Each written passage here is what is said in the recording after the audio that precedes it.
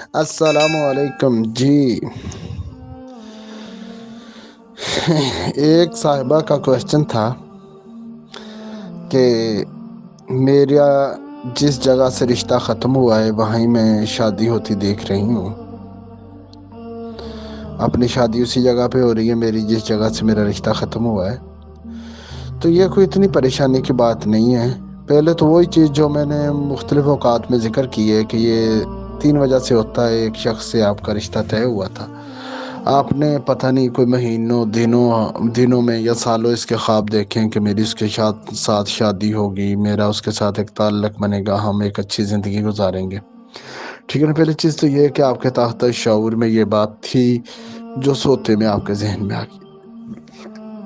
اگلی چیز کہ آپ کو شدت سے خواہش ہوگی وہاں شادی کی، مگر اللہ کو ایسا منظور نہ تھا، آپ کا رشتہ ختم ہو گیا۔ تو وہ جو آپ کے دل کی شدت ہے وہ آپ کے خواب میں آ گئی۔ تیسری چیز کہ اس طرح خواب سے کسی سے فائدہ اٹھانا، کسی سے نفع اٹھانا، تو یہ ہو سکتا ہے کہ آپ کا نکاح تو اس سے نہیں ہوا جس وجہ سے آپ اس سے فائدہ نہیں اٹھا سکے۔ اللہ تعالیٰ اس سے کوئی اور منافعت آپ کو عطا کرے، کوئی اور فائدہ دنیا کا آپ کو اس سے دے دے، کوئی خیر خواہی کی بات، کوئی زندگی میں کسی موڑ پہ آپ کے کام آ جائے۔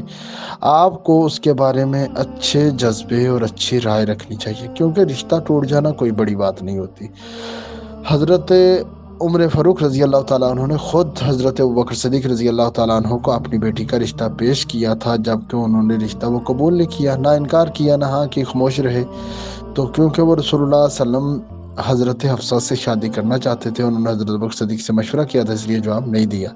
اسی طرح حضرت زید بن حارث رضی اللہ تعالی عنہ نے اپنی بیوی کو طلاق دی، جس کا نکاح بعد میں رسول اللہ صلی اللہ علیہ وسلم سے ہوا، مگر اس کے باوجود رسول اللہ صلی اللہ علیہ وسلم کی محبت اور حضرت زید کی محبت میں کوئی کمی نہیں آئی۔ تو یعنی یہ طلاق اور نکاح، طلاق کے بعد اتنے بغض اور نفرتیں، یہ ہمارے ہندوستان کی ریت ہے اور کسی علاقے کی نہیں ہے۔ رشتہ ٹوٹ جانا یہ دلیل نہیں ہے کہ آپ کسی شخص سے نفرت بغض رکھیں، بلکہ آپ کو اس سے ٹھیک ہے وہ رشتہ ختم ہو گیا، وہ تعلق تو نہیں رہ سکتا، مگر وہ ایک اسلام والا بہن بھائی والا رشتہ قائم رہنا چاہیے۔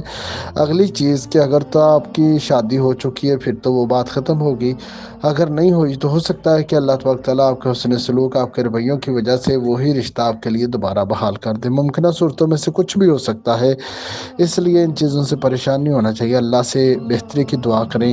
اللہ تعالیٰ آپ کو کوئی بہتر ٹھکانہ، کوئی بہتر جگہ عطا فرمائے اور آپ کی زندگی میں سکون عطا فرمائے۔